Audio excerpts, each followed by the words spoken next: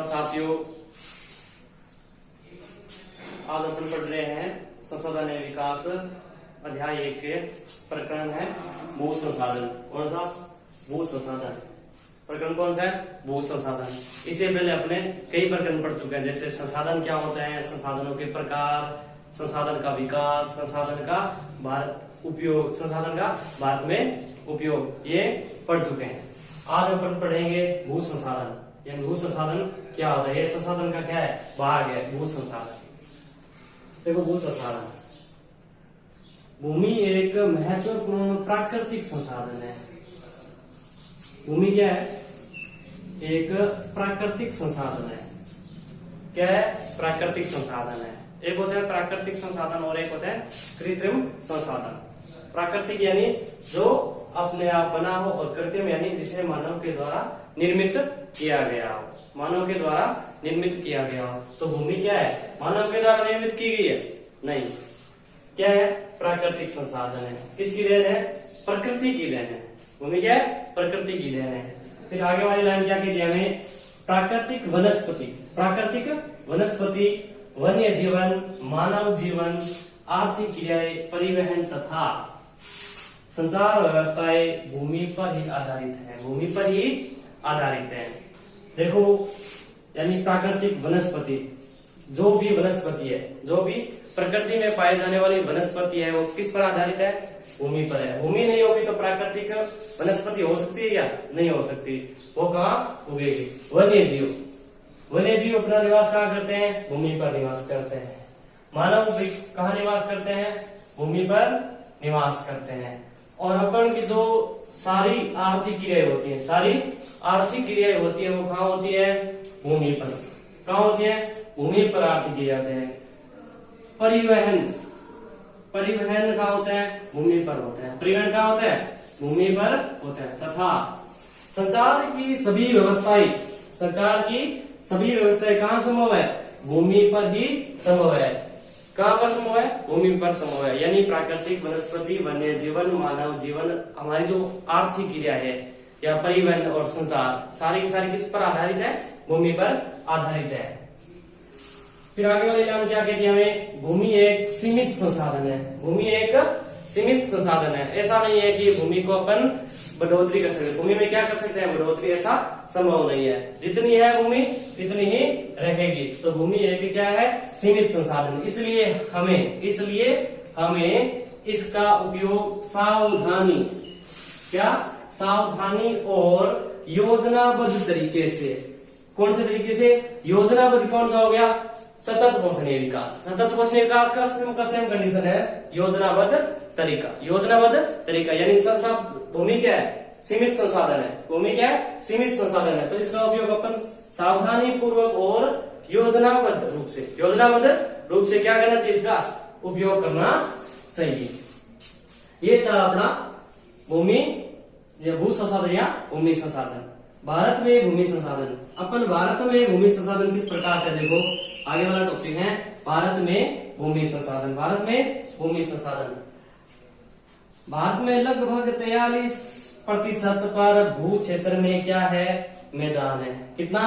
43% क्या है? भू क्षेत्र में क्या है? मैदान है, जो कृषि और उद्योगों के विकास के लिए सुविधाजनक है। यानी किस किस के लिए? कृषि और उद्योगों के लिए। यानी ऐसा क्षेत्र जहां पर कृषि कर सके और उद्योग स्थापित कर सके, उद्योग स्थापित कर सके। कितना परसेंट है? 43%। कितना परसेंट? 43% भारत में है। फिर आगे वाली लाइन क्या कहती है? लगभग 30%, लगभग 30% भू क्षेत्र पर विस्तृत रूप से पर्वत स्थित है। विस्तृत यानी बड़े रूप में क्या है? पर्वत स्थित है भारत के अंदर, भूमि पर। जो बारहमासी नदियों के प्रवाह, जो बारहमासी नदियों के प्रवाह को सुनिश्चित करते हैं। किसको करते हैं सुनिश्चित? बारहमासी नदियों को। साथ ही तो 30% है उसमें पर्यटन विकास के लिए अनुकूल परिस्थितियां, पर्यटन विकास के लिए अनुकूल परिस्थितियां क्या करते हैं? प्रदान करता है। क्या करता है? अनुकूल परिस्थितियां किसके लिए? पर्यटन के लिए। कैसे? देखो, ये जो 30% है वहां पर क्या है? पर्वत है। क्या है? पर्वत है। नदियां कहां से निकलती है? पर्वत से निकलती है। नदियां कहां से निकलती है? पर्वत से निकलती है। अब देखो पर्वत से निकल गई तो वह चित्र क्या होगा? मनोरम होगा, मन को लुभाने वाला होगा। तो मन को लुभाने वाला होगा तो वहां देखने के लिए कोई ना कोई जाएगा। हाँ, नहीं ऐसी जगह जो मन को लुभाने वाली हो तो वहां पर क्या होगा? पर्यटन जाएंगे, कोई ना कोई देखने के लिए जाएंगे तो क्या होगा? पर्यटन का विकास होगा। पर्यटन का विकास होगा यानी उनके लिए क्या होगी? अनुकूल परिस्थितियां। क्या होगी? अनुकूल परिस्थितियां होगी। साथ ही पारिस्थितिक तंत्र, पारिस्थितिक के लिए भी क्या है? महत्वपूर्ण है। किसके लिए? पारिस्थितिक के लिए भी क्या है? भूमि महत्वपूर्ण है। फिर आगे वाली लाइन क्या कहती है? लगभग 27% हिस्सा। कितना? लगभग 27% हिस्सा है जिसमें क्या है? पठारी क्षेत्र है। क्या है? पठारी क्षेत्र है यानी जिसमें खनिज, जिसमें क्या है? खनिज है, जीवाश्म ईंधन है और वनों का क्या है? अपार संचय कोष है। अपार संचय कोष, अपार संचय कोष है। किसमें? इस 27% में। यानी जो क्षेत्र कौन सा? पठारी क्षेत्र। यानी अपना क्या है? 100%। पूरा कितना है? 100% है। 100% भूमि है। 100% में 43% तो क्या हो गया?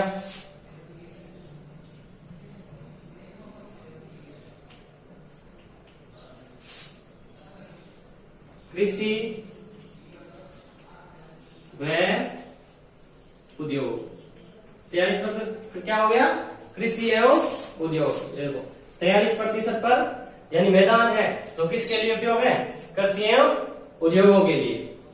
फिर लगभग 30% पर क्या है? पर्वत है। कितने प्रतिशत पर?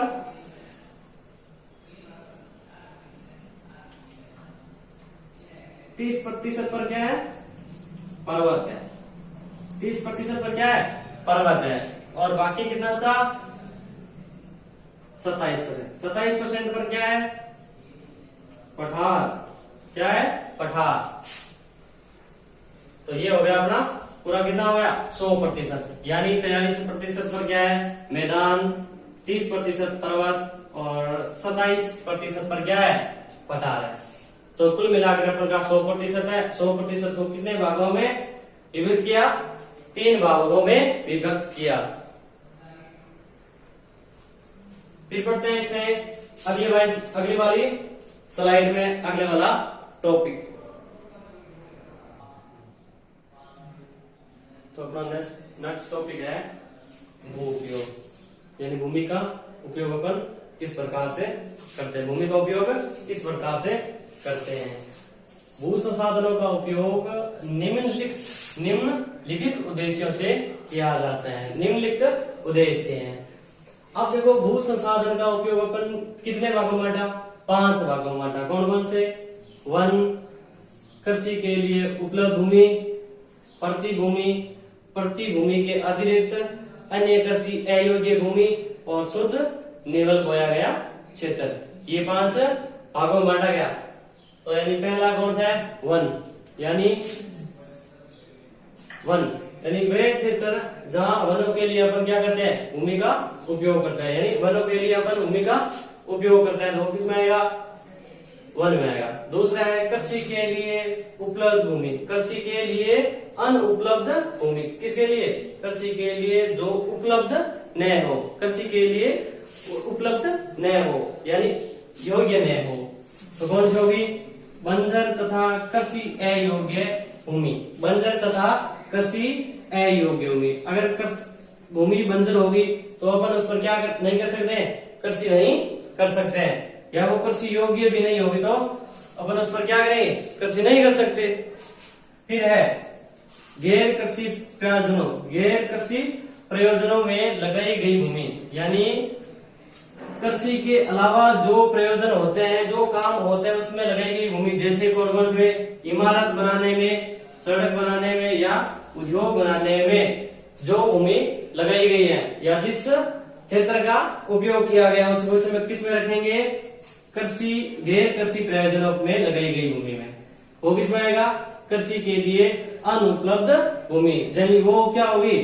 उपलब्ध नहीं हो सकती। वो क्या नहीं हो सकती? उपलब्ध नहीं हो सकती।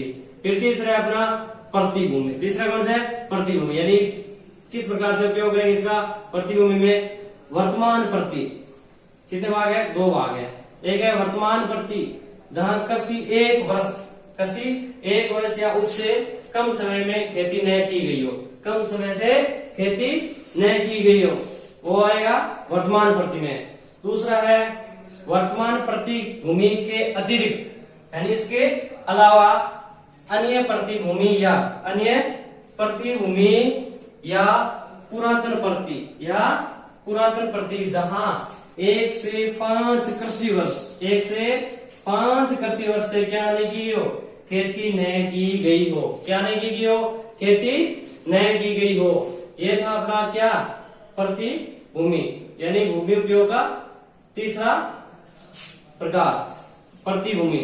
फिर चौथा है, वो पढ़ेंगे अपन नेक्स्ट स्लाइड में, जिसका नाम है प्रतिभूमि के अतिरिक्त अयोग्य भूमि। तो देखो नेक्स्ट कौन सा अपना? प्रतिभूमि के अतिरिक्त अन्य कृषि अयोग्य भूमि। अन्य कृषि अयोग्य भूमि जो को क्या हो? कृषि योग्य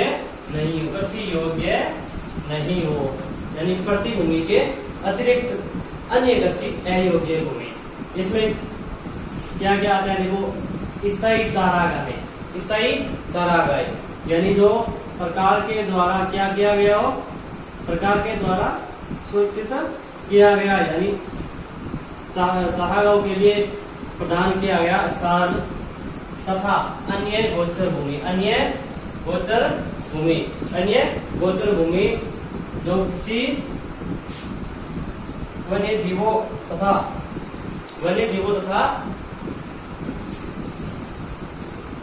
गौ के लिए छोड़ी गई भूमि, अन्य गोचर भूमि। ये किस में आएगा?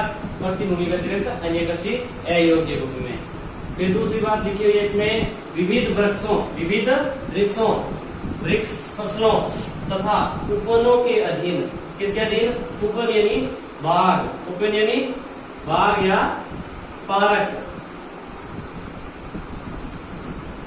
पार्क के अधीन जो भूमि आती है वो भी किसमें आएगी? कृषि अयोग्य भूमि के अंदर आएगी, यानी जो शुद्ध बोए गए क्षेत्र के में क्या हो? शामिल नहीं हो। शुद्ध बोए गए क्षेत्र में क्या नहीं होनी चाहिए? शामिल नहीं होनी चाहिए। फिर तीसरी बात की है कृषि योग्य बंजर भूमि। कृषि योग्य यानी जो कृषि योग्य है लेकिन है क्या? बंजर है। इसलिए क्या नहीं कर सकते? उस पर कृषि नहीं कर सकते। जहां 5 से अधिक वर्षों से खेती नहीं की गई हो, यानी 5 वर्षों से अधिक अगर खेती नहीं की गई है तो क्या हो जाएगी? बंजर हो जाएगी। बंजर होगी तो कृषि अयोग्य भूमि हो जाएगी। लेकिन है क्या? वो कृषि योग्य भूमि है, लेकिन फिर भी अपन क्या नहीं कर सकते? उसको सुव्यवस्थित करके या तकनीक से माध्यम से उसको क्या नहीं बना सकते? कृषि योग्य नहीं बना सकते। फिर अपना 5वां प्रकार क्या है? शुद्ध यानी निवल बोया गया क्षेत्र, यानी एक बार कृषि वर्ष में एक बार से अधिक बोए गए क्षेत्र को क्या कहते हैं? शुद्ध निवल बोया गया क्षेत्र या शुद्ध निवल बोए गए क्षेत्र में अगर शामिल कर लिया जाए तो उसको क्या कहेंगे? सकल कर्षित क्षेत्रफल। क्या कहेंगे? सकल कर्षित क्षेत्रफल। यानी सकल कर्षित क्षेत्रफल किसको कहेंगे? शुद्ध निवल बोए गए क्षेत्र को, या निवल बोया गया क्षेत्र, शुद्ध बोया गया क्षेत्र या सकल कर्षित क्षेत्र एक ही चीज है, तीनों एक ही चीज है। फिर नेक्स्ट टॉपिक पढ़ते हैं नेक्स्ट स्लाइड में। तो अपना नेक्स्ट टॉपिक है भारत में भू उपयोग प्रारूप। यानी भूमि का जो उपयोग है उसका प्रारूप यानी तरीका किस प्रकार से है। तो देखो भू उपयोग को निर्धारित करने वाले तत्व कौन कौन से? मुख्य रूप से 2 तत्व है। मुख्य रूप से कौन से? जैसे भौतिक कारक और दूसरा हो गया मानवीय कारक। कौन हो गया? मानवीय कारक। मुख्य रूप से 2 कारक है। तो देखो भौतिक कारक में कौन से आ गए? जैसे भू आकृति, यानी भूमि की आकृति किस प्रकार से है, भूमि की आकृति किस प्रकार से है, यानी वहां की जलवायु किस प्रकार के, और मृदा के प्रकार, मृदा के प्रकार, ये क्या करेंगे सर, भू उपयोग का क्या करेगा, निर्धारित करेगा। यानी जहां भू आकृति यानी भूमि की आकृति सही हो, जलवायु अनुकूल हो और मृदा भी अच्छी हो, वहां पर क्या होगा, जनसंख्या का क्या होगा, अधिक निवास होगा, जनसंख्या का क्या होगा, अधिक निवास होगा। दूसरा कारक अपना मानवीय कारक, मानवीय कारक में जैसे जनसंख्या, मानवीय कारक में जैसे जनसंख्या घनत्व, प्रौद्योगिकी क्षमता, संस्कृति और परंपराएं इत्यादि शामिल है। यानी मानवीय कारक जहां मनुष्य निवास करेंगे वहीं आकर दूसरे मनुष्य भी क्या करेंगे, निवास करेंगे। जहां धीरे धीरे करते मनुष्य की संख्या में बढ़ोतरी होगी तो जनसंख्या घनत्व भी क्या हो जाएगा, बढ़ जाएगा, जनसंख्या घनत्व भी की क्या हो जाएगा, बढ़ जाएगा। तीसरा बात है प्रौद्योगिकी क्षमता, प्रौद्योगिकी क्षमता यानी जहां पर तकनीक होगी मनुष्य वहां पर सर्वाधिक निवास करेंगे, जहां प्रौद्योगिकी, ये तीसरा कार्य है। फिर है संस्कृति, जहां एक प्रकार के लोग, एक प्रकार की संस्कृति की या परंपरा के लोग होंगे तो वह पास में निवास करेंगे। फिर आगे वाली बात क्या है, भारत का कुल भौगोलिक क्षेत्रफल, भारत का कुल भौगोलिक क्षेत्रफल है 32,87,263 वर्ग किमी, यानी 32.8 लाख वर्ग किमी स्क्वायर है। परंतु यानी इसके बावजूद भी 93% यानी 93% भाग के ही आंकड़े हमारे पास उपलब्ध है। कितने, 93% ही आंकड़े हमारे पास उपलब्ध है। क्योंकि पूर्वोत्तर प्रांतों यानी जो उत्तर पूर्व के राज्य है, किसको छोड़ के, असम को छोड़कर अन्य प्रांतों के सूचित क्षेत्र के बारे में हमें जानकारी क्या है, उपलब्ध नहीं है, यानी वहां जानकारी भी उपलब्ध नहीं है। इन पूर्वोत्तर राज्यों के अलावा, इसके अलावा जम्मू कश्मीर में पाकिस्तान और चीन अधिकृत, कौन कौन से क्षेत्र, पाकिस्तान अधिकृत और चीन अधिकृत क्षेत्रों में भूमि उपयोग, चीन अधिकृत क्षेत्रों के भूमि उपयोग का सर्वेक्षण भी क्या हुआ, अभी तक नहीं हुआ, यानी उन भूमियों का क्या हुआ, अभी तक सर्वेक्षण भी नहीं हुआ। तो ये था अपना भारत में भू उपयोग प्रारूप, यानी भारत में भूमि का उपयोग किस प्रकार से बंटा गया है, ये था अपना भू उपयोग प्रारूप। फिर आगे भाई नेक्स्ट स्लाइड में पढ़ते हैं नेक्स्ट टॉपिक। तो अपना नेक्स्ट टॉपिक है भूमि निम्नीकरण और संरक्षण उपाय, यानी भूमि का निम्नीकरण किस प्रकार से हो रहा है और अगर निम्नीकरण हो रहा है तो उसका संरक्षण अपन किस प्रकार से कर सकते हैं। तो देखो, निम्नलिखित मानव क्रियाओं ने, किसने, मानव क्रियाओं ने भूमि का निम्नीकरण में क्या निभाई है, मुख्य भूमिका किसने निभाई, मानव के द्वारा। यानी भूमि निम्नीकरण सर्वाधिक कौन करता है, मानव करता है, यानी सर्वाधिक ये क्या करता है, मानव करता है, सर्वाधिक क्रिया कौन करता है, मानव करता है। तो सबसे पहले देखो खनन कार्य, यानी भूमि निम्नीकरण किस प्रकार से हो रहा है या किन किन तत्वों के माध्यम से हो रहा है। तो सबसे पहले है खनन कार्य। अगर अपन भूमि में से खनन की क्रिया सुचारू रूप से चलते रहे सुचारू रूप से, तो क्या होगा, भूमि निम्नीकरण क्या होगा, सर्वाधिक होगा। यानी अपन खनिज निकालते रहेंगे तो भूमि का क्या होगा, भूमि का जो आकार है वो कम हो जाएगा, भूमि का आकार है कम हो जाएगा। फिर है अत्यधिक पशुचारण, यानी अगर अपन भूमि पर अधिक से अधिक मात्रा में पशुचारण करेंगे तो क्या होगा, भूमि का क्या होगा, निम्नीकरण होगा। फिर तीसरा है वृक्षों की कटाई। अगर वृक्षों की कटाई करेंगे तो हमारा भू निम्नीकरण भी होएगा इससे। फिर चौथा है अधिक सिंचाई। अगर अपन सिंचाई अधिक करेंगे, मात्रा से ज्यादा सिंचाई करेंगे तो क्या होगा, भूमि का निम्नीकरण होगा। फिर पांचवा है औद्योगिक जल निकासी, यानी उद्योगों से निकलने वाला जल अगर भूमि पर जाकर बिखरता है, जिससे भी क्या होती है, भूमि खराब होती है, तो उसका भी क्या होता है, भूमि निम्नीकरण होता है। और छठा है अपना अपर्दन। अपर्दन क्या होता है, यानी किसी स्थान से वायु के द्वारा जो धूल जाकर दूसरे स्थान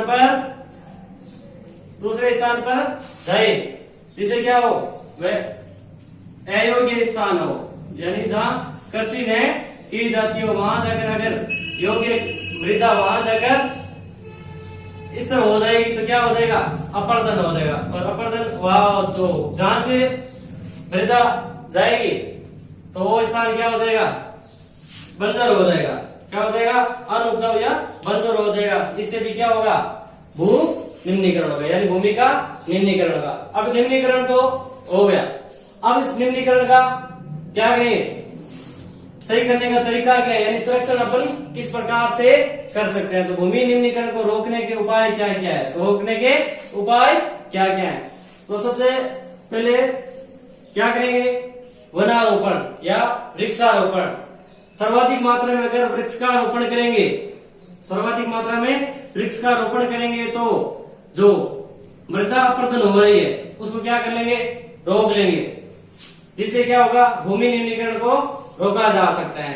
चारागाहों का समुचित प्रबंधन, चारागाहों का समुचित प्रबंधन, यानी चारागाहों का अगर समुचित प्रबंधन करेंगे, यानी ये इतना स्थान है, इस स्थान में उचित प्रबंध के